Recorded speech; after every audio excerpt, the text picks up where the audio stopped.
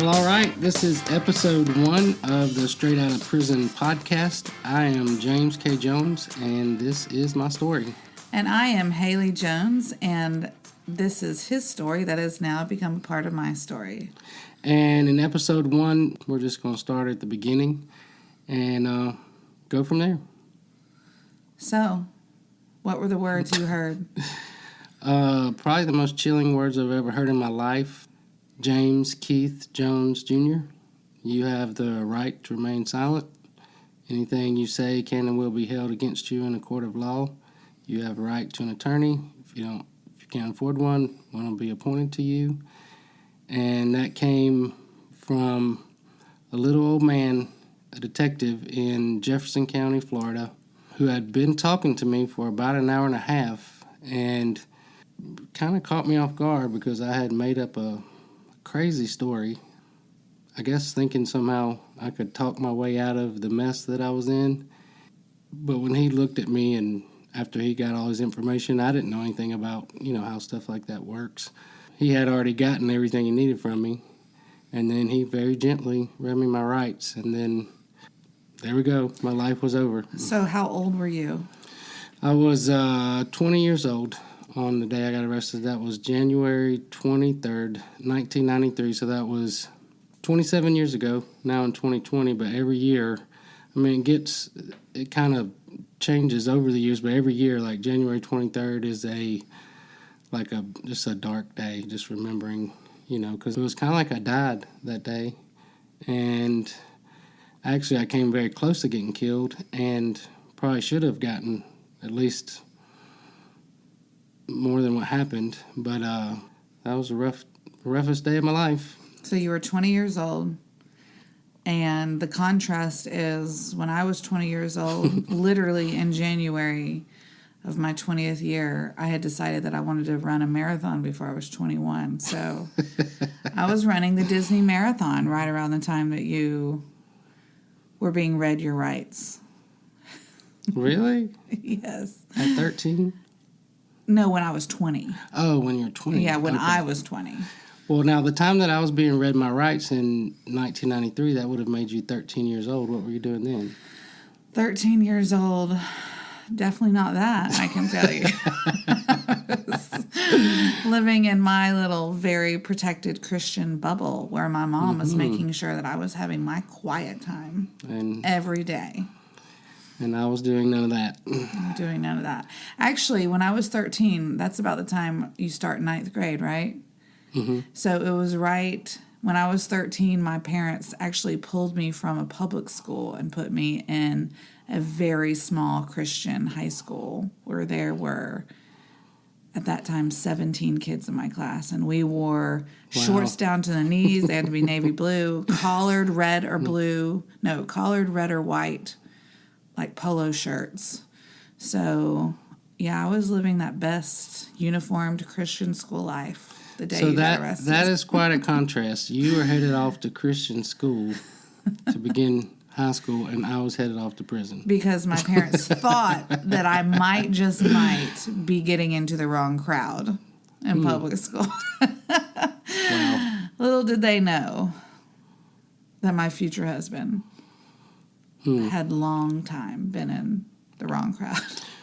Well, my birthday in 2013, I think we had been married about 2 months when your mom told me at my birthday dinner, we were at Chewy's, and she said, I just want you to know, sweet boy, that we've been praying for you ever since May 27th, 1980, when Haley was born. Grant and I have been praying for her future husband. So I said, wow, maybe that was some of the stuff that got me through. They didn't even know how much you needed the prayer. That was funny. That was good. So I'm arrested. Now, how are we going to navigate through this story? Well, how did you get there? I mean, that is one question, obviously, I had and still am getting answers to, even though we've been married for several years now. I feel like I always get more information, which leads to more questions. That how did you get to that day? To that day, probably the previous 7 or 8 years. I mean, I had a pretty, I guess, a normal young childhood. My parents got divorced when I was 2, so I never really knew living in the house with my dad. But I had a stepdad that was like my dad, and then I had a half brother who was just my brother, and they went through an incredibly painful, evil divorce when I was 10 years old. And then he took my brother, and my mom took me and moved us from Atlanta, Georgia, to a small town where she was from, Phoenix City, Alabama. And it was like culture shock, a different world, different family. I mean, I'd always known them as my family, but they were the family that you like saw once a year, and you're like, whew, glad to get out of here. But then that became my home, and it was just a different, I was away from everything I ever knew. I was away from my family. I was away from my grandparents in Atlanta, my granny, who I'm closer to her than anybody. How old were you? 10 when we moved. But it was just like something on top of something on top of something on top of something. And it was just a very tumultuous time in my life. I mean, I lost my brother. I lost the only dad I'd ever had. Then I lost that side of the family, my brother's family. I'd grown up with them all my life, and then they were gone. And then, top that off, my mom moved us to her hometown, which was, we used to always joke that Phoenix City was in a time warp because, anything that was happening in Atlanta, and when you went to Phoenix City, they didn't even know what you were talking about. So, like in school, they made fun of me because I was wearing Nikes. And I was like, I don't know what Nikes, just silly stuff like that. But I don't think we really want to go back that far, do we? Well, obviously it's significant because, like you said, that was the beginning of you feeling, I guess, unstable or lost. Yeah. Or I don't know how you describe it, but I would say that. We got involved when I moved to Phoenix City. My grandmother on my mom's side, I called her Meemaw. She was very involved in her little Baptist church that she went to. And it's not like the Baptist churches here. It was Free Will Baptist, so it was like... Okay, I don't know the difference. I did not grow up in a Baptist church, so you seem to be very familiar with all denominations, but the difference between Baptist and Free Will Baptist... Well, I mean, it's like you have chicken and then you have free-range chicken, like the free-range chicken is better. So I'm going to be honest. I don't know the difference between chicken and free-range chicken either, so tell me the difference. It's free-range chicken is supposed to be better because it's not caged up. It does taste better. I mean... Because they're not stressed? I guess. They're free? I don't know. And then they, they live off clovers and... Wait, so then the free-range chicken is like the Free Will Baptist? I guess. I mean, so I've heard people say... better than Baptist? Well, I had a friend that would always say, James didn't grow up Baptist. He grew up free-range Baptist. So... Free-range Baptist. It's just, all the people have to add all the extras. But anyways, it was Free Will Baptist. Most Free Will Baptists are very small. There's not a lot of people that, want the free will. But I liked the people at church, but I hated church. I hated Sunday school. I hated sitting in there, and I hated getting saved. Every Sunday they would say, you need to get saved. And so the Free Will Baptist Church is part of you getting arrested. It's part of the reason. It was what started, I believe it started my downward spiral because I was 12 years old, and my problem when I was a kid was I didn't have a dad. So all these other guys, these kids, they had a dad. I mean, my dad, I had a legal father, but I mean, he paid child support, and he would buy me school clothes and Christmas presents and birthday presents. But, if I had to go spend the weekend with him, I hated it. My mom would try to get me to spend weeks with him in the summer. He lived in Birmingham. We didn't have a connection. There was nothing there with us. Which is another story for another podcast. That would be another podcast. But I mean, it wasn't that he didn't try. He did try. But we just never connected. And I was basically growing up as a kid, I didn't have a dad. So I made friends with the preacher's son. His name was Matthew, and I just liked him. He liked me. We were about the same age.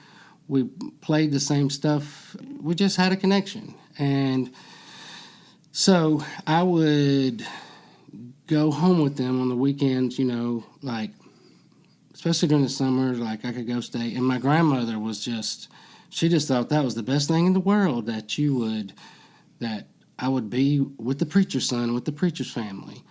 But I don't know if it was because I grew up around a lot of adults, but I was always very intuitive as a kid, and I could see through stuff. And, the first time I spent the night with them, I realized, like, the little facade y'all got going on at the Free Will Baptist Church is not really what's happening in your family.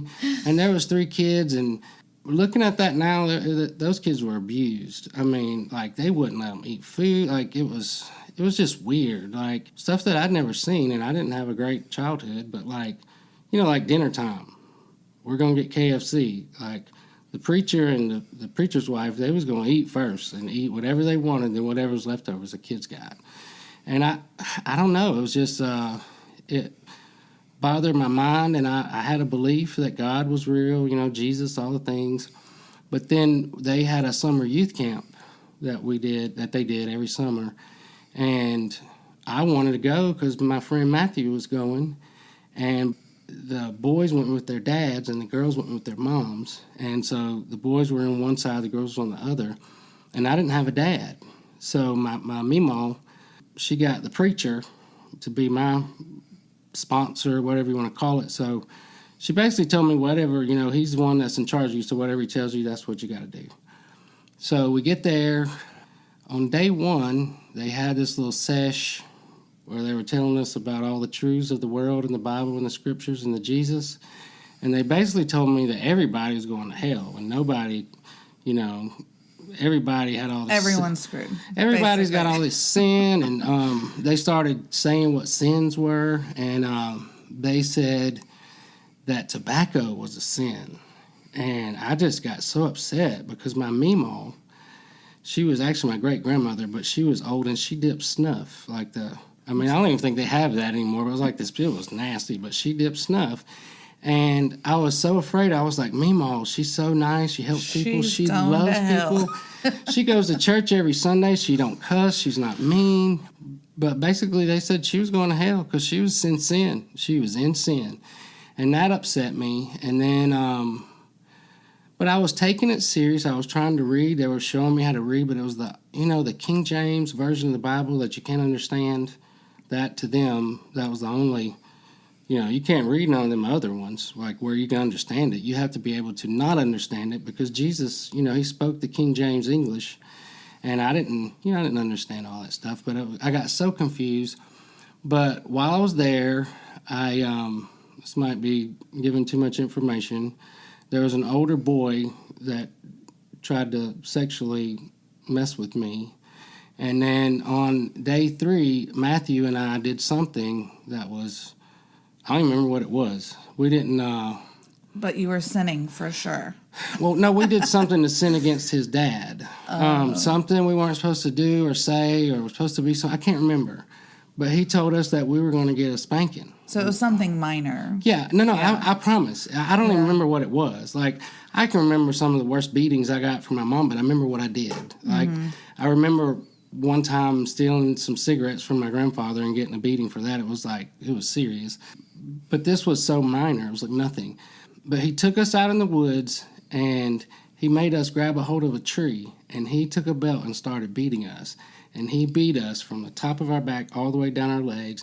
And I had, I had got spankings before, but I had never been beaten. This is the Free Will Baptist pastor. The preacher. That you were friends with his son, Matthew. Yes, the one that I had already saw through and didn't really care for. Okay. And probably, knowing myself now, I don't hide my emotions very well. He probably knew I didn't care for him, and I don't know. Anyways, he beat us. He beat us, and I was scared to death. I wanted to run away. I didn't know what to do. I was scared. And then, I adapted. I played the game, whatever, memorized the scripture. God so loved the world. Yes, he did. I did all the things they told us to do. But it happened again right before we left. And I just remember on the bus ride back home, just sitting there, it was like a 3-hour bus ride. And it was hot, and, the camp they were at didn't have any air. And then the bus, people were stinking and stuff, and just sitting there thinking, this is not real. None of this is real. And When you say real, what do you mean by that? like, it was all just a facade. Like, they're doing all the stuff. Like, he's the preacher that everybody reveres and bows down to, and, you know, all the things. And he's the one you hold up and esteem highly. And, you know, but he was not that. He was not that.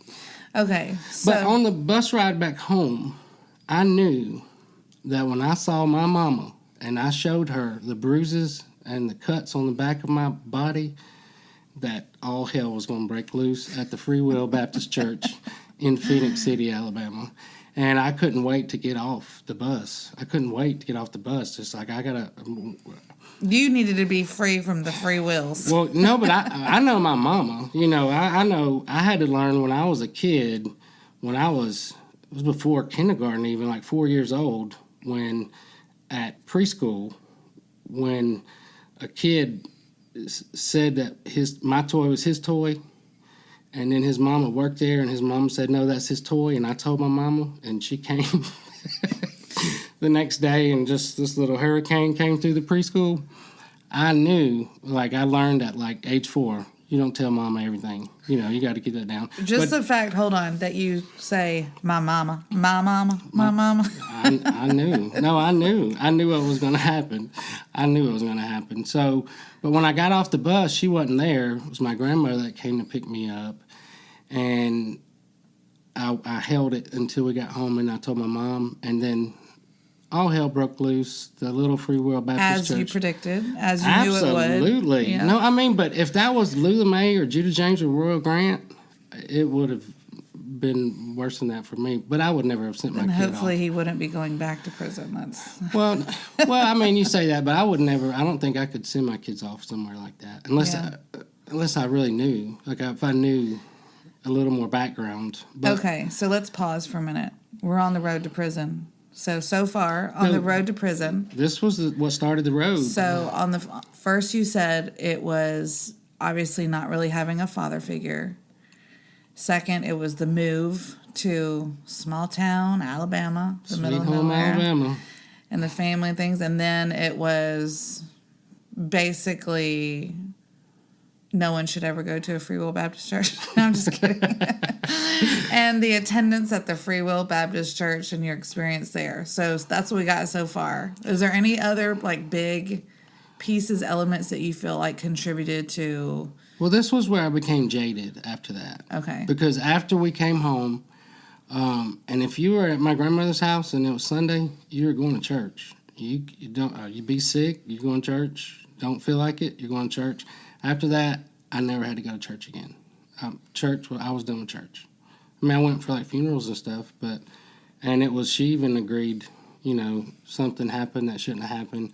And then, you know, 6 months later, he got them to loan him some money to buy a house because he lived in like a church house. And then he ran off with all their money. So I was right. And I don't know what happened to him after that, but they got another, you know how that denominations work. They got another pastor, and then the next guy was good. But that jaded me at the age of 12 was that God, religion, it was just all a facade and a mess. And I basically kind of became an atheist. You know, the only person that I was accountable to was to myself. And I could do anything I wanted to as long as I was smart enough to do it and get away with it. So how old were you with the whole Free Will Baptist Church experience at the camp?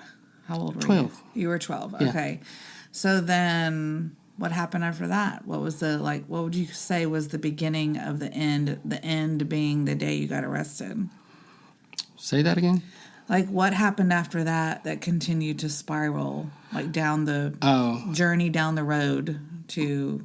My mom fell in love with some redneck, beer-drinking Alabama fan. I won't say his name, but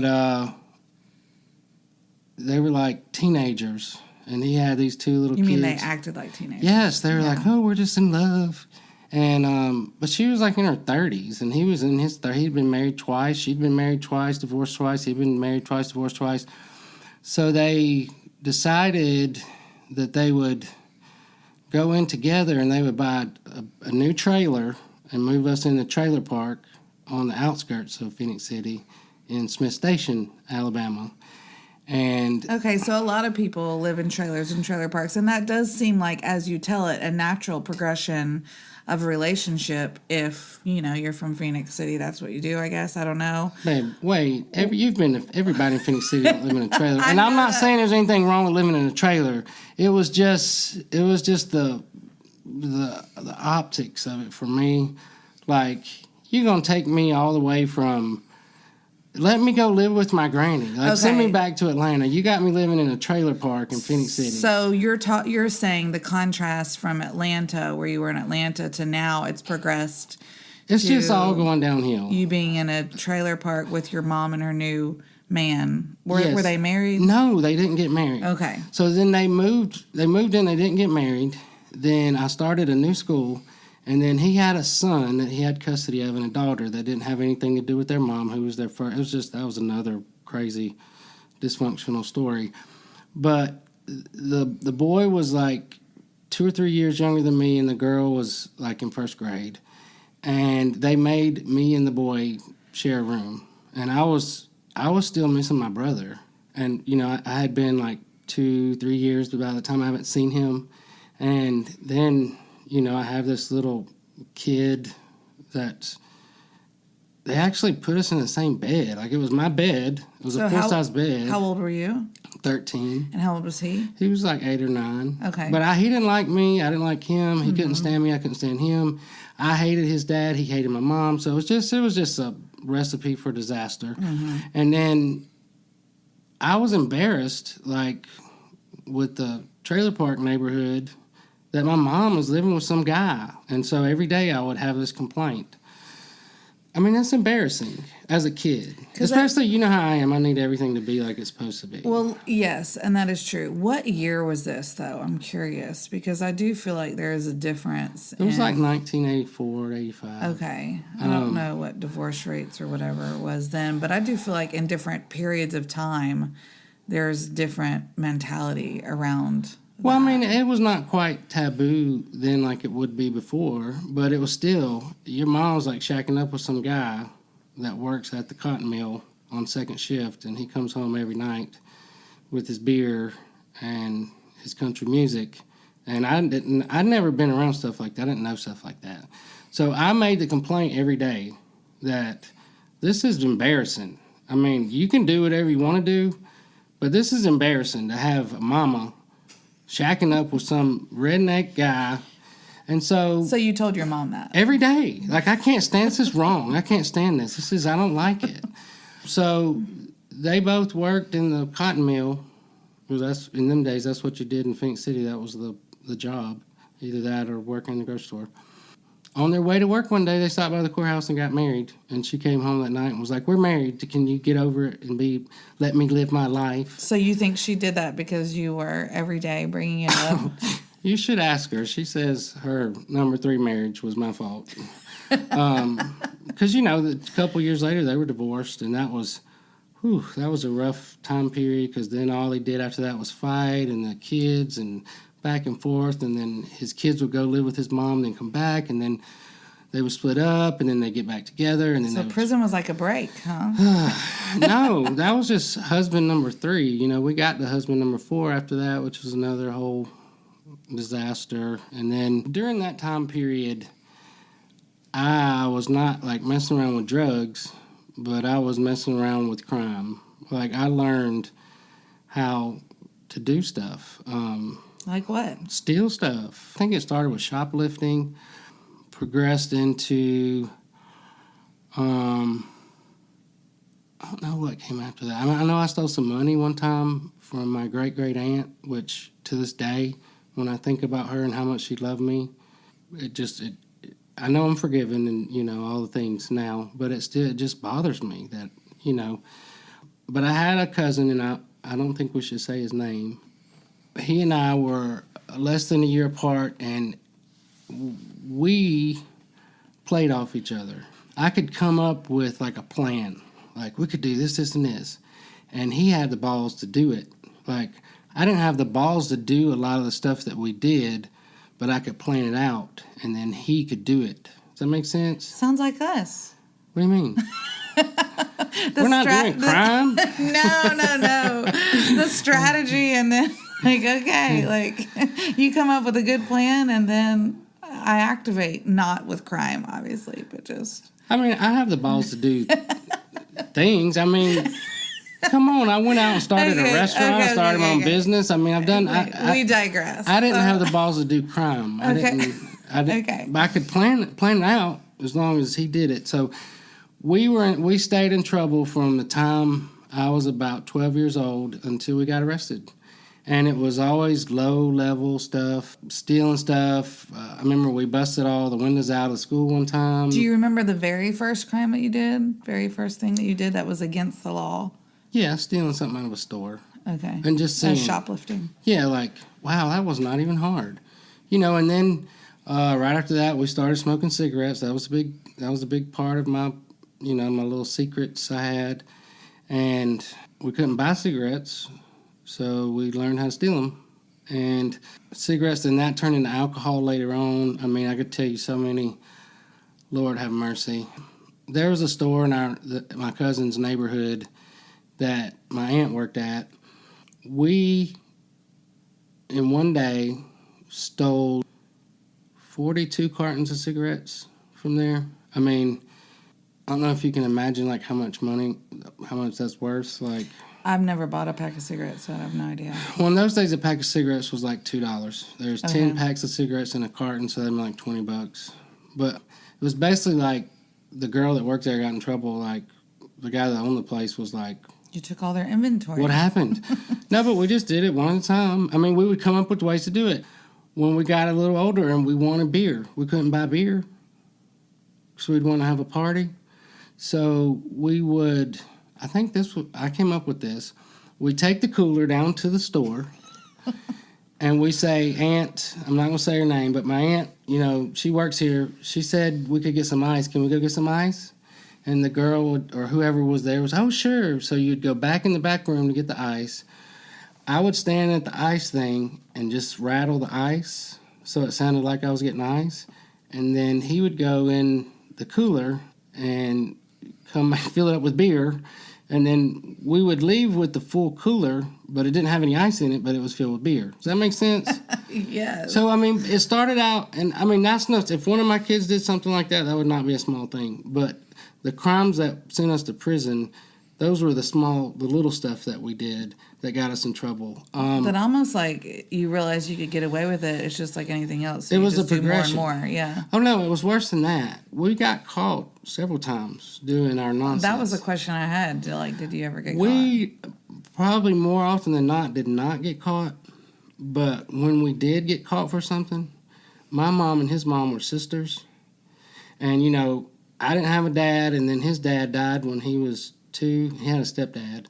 But our mothers they would do anything to keep us out of trouble. They would do anything. And they did. They would find a way to get us out of it. If they had to pay somebody off, if they had to get, if my aunt had to get a second mortgage on her house. So they would bail you out, basically. Every time. Mm-hmm. Like, we never really suffered any consequences. I remember when I was like 16, no, I must have been 15 because I wasn't driving yet. We lived in an apartment complex where we would go to every night and see who left their car open. And whatever's in there, we took it. We were just little thieves, little criminals. I mean, I want to sugarcoat it. I mean, because, Lula Mae asked me, I've always tried to be open with my kids about my past. Like, Daddy got in a lot of trouble. Daddy was not a good person. I made a lot of mistakes and, told her that I was arrested and went to prison. And you were in jail? Like, she can't believe it. She had the exact same reaction I had. Well, no, I mean, because she knows me now. Right. But I think for the purpose of, like, telling the story, you got to tell it like it is. It was not like, most people say, oh, I was just a wayward child and got involved with drugs and went to prison. I was a criminal by the time I was 15. And it fed something in me because I had such a rage against the world. I had a rage I was just filled with rage, and it came from hurt. Like, I was at a young age. And I learned all that when I went through counseling later on. But just some of the stuff that I experienced early on just kind of led me down that path. And, I mean, it is what it is. But we always got out of everything we did. And then the thing about it was, though, I didn't do a lot of stuff on my own. And I don't think he did either. We needed each other to do stuff like that. That's interesting. Well, he was my partner in crime. Like, I guess two are better than one, even when it comes to crime. yeah, but that's in a backward, I guess, kind Or of. it can accomplish more, or like you embolden each other, and like both of you brought something to the table that the other one needed to move forward with, the plan. So it does make sense. I mean, you can work that in towards good or bad direction, but in this case, it was obviously Bad. Very right. bad. But when I was 18, I think I was 18, he moved away.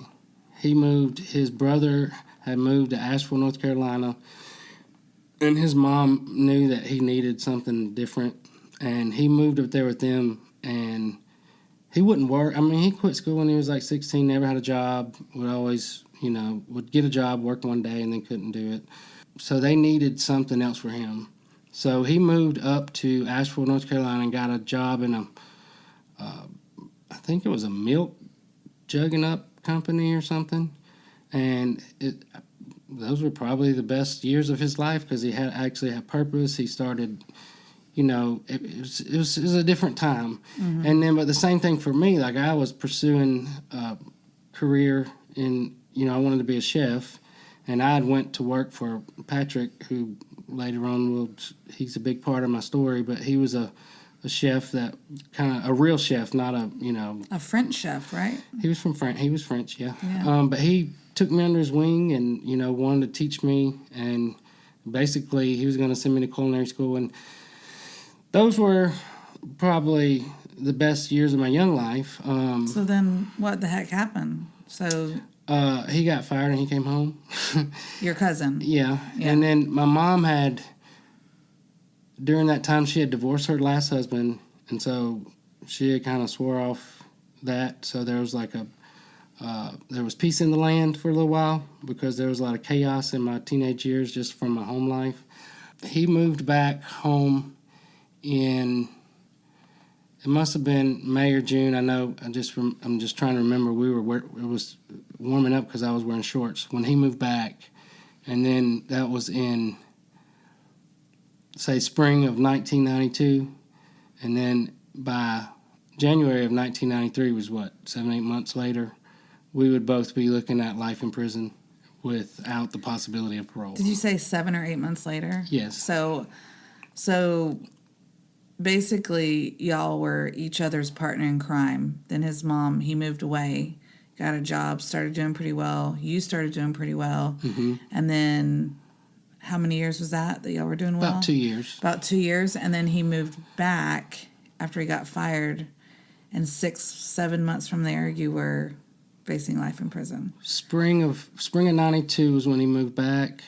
By the way, I'm not trying to blame him. No. I'm not trying to say he made me do it. He never made me do anything. It was just there was some kind of dynamic between us where I understood him, he understood me, but it was never for good. We never did anything good together. It was always something destructive or something evil, and something to not anything good. So you were able, though, to just pick up where you left off, basically. Pretty much. Before he moved. Well, no, I was determined when he came home. I had decided I'm trying to build a life. I didn't want to live there forever. I wanted to get out of there. And I decided, whatever we do going forward, I'm going to limit my time with him.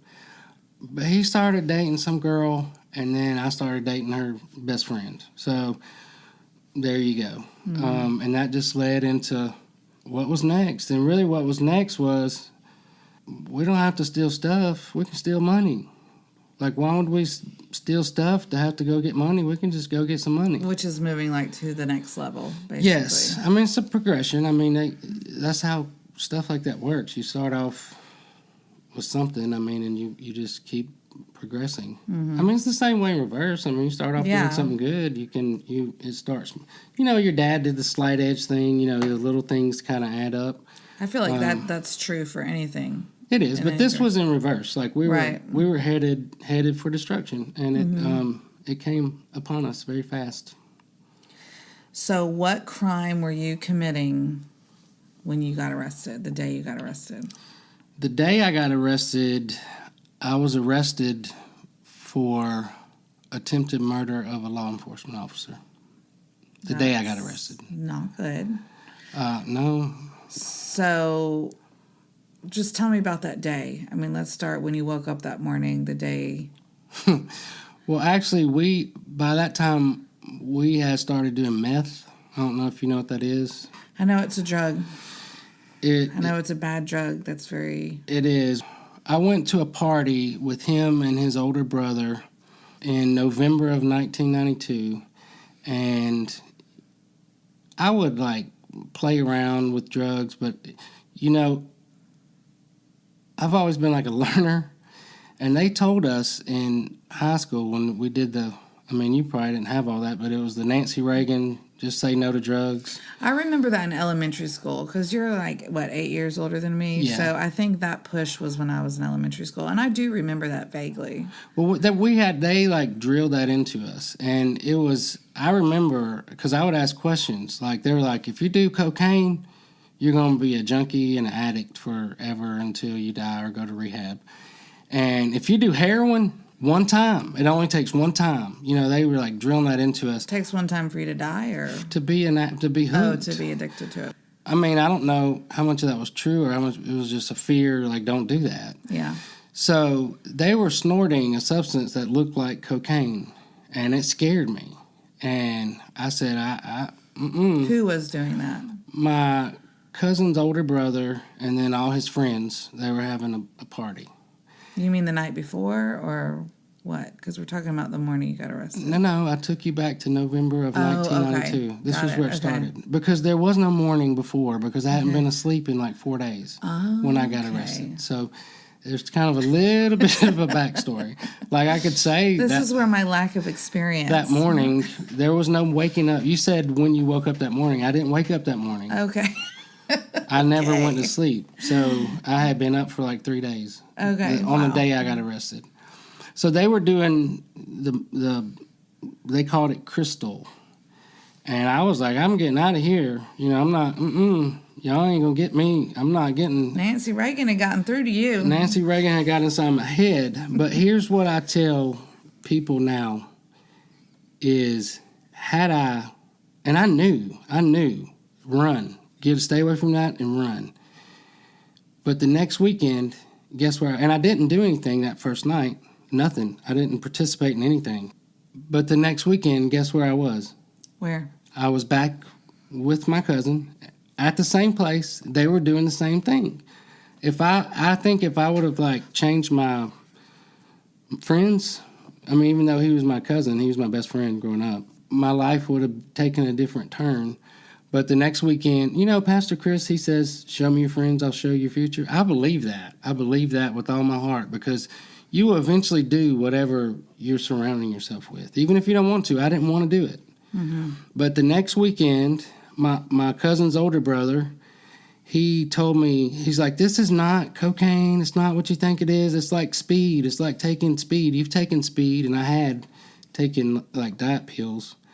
Is diet pills the same thing as speed? Pretty much, yeah. I did not know that. It is. It's an upper. Whatever. That was. This is something you taught me that I had no idea, that drugs are either an upper or a downer. And downer, well, I don't remember all the details. Upper just makes you up. And the downer downers takes you down. Take you down. So a downer's like Xanax, stuff like that gets you, calms you down, or like a sedative or. Okay. Valium, stuff like that's a downer. So this was an upper. Well, he told me it was the same as taking a pill, and I had experimented with pills. Okay. Up to that time, and so I was like, well, maybe he's right, and I tried it, and it was just like Nancy Reagan said. There was no turning back from that. 45 days later was when we got arrested. And almost immediately. From that day that you took that? 45 days, yep. Wow. I did the math. And you know that, yeah. But, I mean, immediately we went into a different kind of a zone because then we were doing drugs, and it was great, and you didn't even have to sleep. You could just, just keep doing the thing. See, that doesn't even sound fun to me because I like to sleep. I mean, as most people do, I think. Oh, especially. I love to sleep. But, But at that age. No, it wasn't just drugs for me. It was, and I've said that, I just got on drugs. The drugs made me do it. But I was still filled with such a rage and a hatred, and I just wanted to win. And I just wanted to beat the man. You know what I'm saying? Beat what man? Just the man, whoever they are, whoever set up the system where, some kids get to have a dad and get to go to college and get to, feel safe in their home. I was just in a rage. Yeah. And it wasn't that drugs made me do crime. We were already doing crime. It was just that when we started doing meth, it took away my inhibitions. Like, we can do anything. And we did. We almost immediately started making plans, and we was going to get money from places. So what are some of the places you stole money from? We didn't want to do it at home or close to home because we didn't want to get caught. So we hatched a brilliant plan to go into, like, cities and find these, because I knew the restaurant world. I'd been in... Cities like, what's the first city you went to? First city? That's so funny that you asked that. It was the Quincy Steakhouse on 280 in Shelby County. Really? That was the first one that we did. Isn't that crazy? It's crazy. It's like when you find yourself full circle, basically. Oh, no. When I first moved to Birmingham in 99, I was haunted. Like, every time I would ride down 280, and I didn't live 2 miles from there the first 7-8 years of my life here. It was crazy. It was very haunting. Crazy. So Shoney's 280, Shelby County was... Not Shoney's. Oh, Shoney's. No, what did you Quincy's. say? Quincy's, which is like all the same to me. All through high school, I worked for Ryan's Steakhouse, and I knew how they operated, and I knew their setup, and those days, there's no Quincy's anymore. They're already gone. But they were operated in the exact same way. Like, everything was the same. The setup, everything. And so I knew we couldn't, like, go rob a place like robbing a bank. So I came up with the idea that we would go in and we would sit down and eat and be nice to the server, and we would ask them, "Hey, are y'all hiring?" And I knew that they were always hiring. And even if they weren't hiring right then, they wanted applications so they could, keep that going. So we would ask for an application. We never filled it out. And I did the talking on this part because this was the part. That was good you didn't fill it out. This was the part I knew how to do. But see, I couldn't do the other part. He had to do the other part. So I would ask for the manager, call him over, and then my cousin would tell him, "We're here to rob you, but we don't want to make a big thing out of it. So I have a gun, and we're gonna walk back to the office, and you're gonna give us the money, and that's how this is gonna work out." Did you actually have a gun? I didn't. He did. Okay. I did not. And interestingly enough, it was a gun that he stole, or we stole, because I knew he was doing it, from my girlfriend's stepdad. So it wasn't just a gun, it was a stolen gun. I mean, that led us to all kind of legal problems later on. If I could just clarify, we had an agreement with each other. Like, we were not going to shoot anybody. I mean, it wasn't... We can get into that later. I had nightmares after I was in prison where I realized, like, what we had done. Just the mere fact of somebody having a gun pointed at them. Mm-hmm. But that was how we did it. And then we would take the money. And okay, so how much money did you get? The first time? Yeah. Like $5,000. Okay. And then we would leave, but then they couldn't call the cops fast enough to get there. You said you got $5,000. Okay. And then they'd call the cops, but you were already gone. No, this was every time. They would, because we would like, okay, this is going to sound really bad, but are we just telling the whole story, the truth? That's why we're here, yes. We would make them sit in a chair, and then he would put duct tape on their arms so it would take them about 10 minutes to get out. Wow. So that way we could leave, tell people bye. They thought we were going to be there the next day working at Ryan's flipping steaks. So only the manager knew that you were robbing, and then you would put duct tape on him. Put him where? Sitting in his office chair. No, not like tape him up where he couldn't get out. It was tape him just enough to where we can get away before he calls the cops. Does that make sense? Yeah. I mean, I know it's awful. I'm not trying to make light of it. But, I mean, if we're going to tell a story, I think we need to just tell the story. I've actually never heard that part of the story. Well, that was the getaway. Mm-hmm. So then we could leave. Did you come up with that? Yes. But then we could get it's away. It's not funny. I shouldn't laugh. It's not. No, it's horrible. Like, yeah, I still, it is horrible. It's bad. But then we could have the money, tell the people bye. They thought we got a job and we'd be back to work there. And I think I maybe even said that to a couple on the way out sometimes. Get in the car, leave. We would always pick one close to a highway so that we could be off. But almost every time we would be like 6 or 7 minutes out, and we would be going one way, and we would see the cops come the other way with their lights on, blaring. And that gave some kind of adrenaline, like that was more than a drug. That part of it. For you. For him too. Like, we got away with that. And then we would get back in the car, head back home, and then split the money. And what would you spend the money on? Drugs? Yeah, and, living it up. And then, did you ever go to sleep? Eventually. Feeling tired, were you? And so how many times did you do that? When we were, on the day we were arrested? Well, because I know we're 45 days out. Like, in those 45 days, how many times did you do something like that? On the day I got arrested? Yeah. 7. We had done 7. Oh, you did 7 in one day? No. Oh, total. Okay. Over the month. Over that month and a half or whatever it was. Okay. We had done 7 armed robberies in 7 different places. 7 different cities or? Cities, yeah. Oh, wow. Okay. But we were so smart, we thought we were getting away with it. Mm-hmm. But what we didn't know was the last one we did was in Panama City, Florida, maybe 5 hours before we got arrested.